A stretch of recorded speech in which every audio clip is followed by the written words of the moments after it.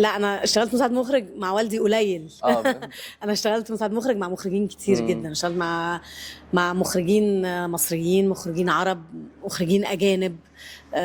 فعندي خبره فوق ال20 سنه كمساعد مخرج. مساء الخير، انا نادين خان، مخرجه مصريه وعضو لجنه تحكيم المسابقه الرسميه مهرجان القاهره السينمائي الدوره 46. 2021 كان ابو صدام هنا وفاز جايزه احسن ممثل محمد ممدوح، وكانت لحظه بالنسبه لي مهمه وحلوه ومهمه للفيلم. انا دايما بتفرج على الافلام كمتفرجه في كل الحالات، وزي ما قلت لك هو يا اما الفيلم لو الفيلم شدني وحسيت بحاجه او الموضوع شدني خلاص، انا بالنسبه لي ده اهم حاجه. اللي شكل اسلوبي في الاخراج هو خبرتي في الحياه، تجاربي الشخصيه في الحياه وفي الشغل وفي السينما. انا يعني من زمان، انا درست في معهد سينما، اشتغلت كمساعد مخرج لمخرجين كتير جدا فوق ال20 سنه. يعني انا عملت فيلمين طوال والاثنين نجحوا في اماكنهم. يعني هرج ومرج نجح، اول عرض ليه كان في مهرجان دبي واخد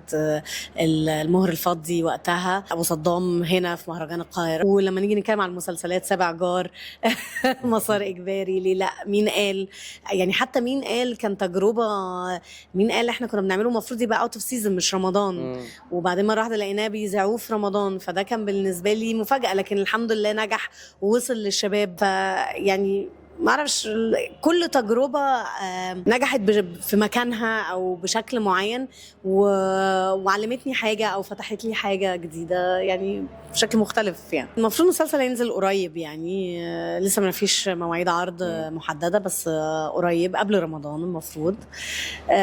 اللي شدني ليه اولا دراما طبيه، الواحد من زمان دراما طبيه فعلا، يعني مش تدور حول الطب. يعني اخر حاجه كانت لحظات حرجه وكانت من فتره طويله جدا، فبالنسبه لي تشالنج جديد، وانا بحب التشالنجز طول عمري يعني. الشغل برضو مع سلمى ابو ضيف ودياب وان هم طالعين بشكل مختلف عن المعروفين بيه للجمهور، فده برضو حاجه حمستني اكتر. ولا يعني متحمسه اشوف رد فعل الجمهور للمسلسل.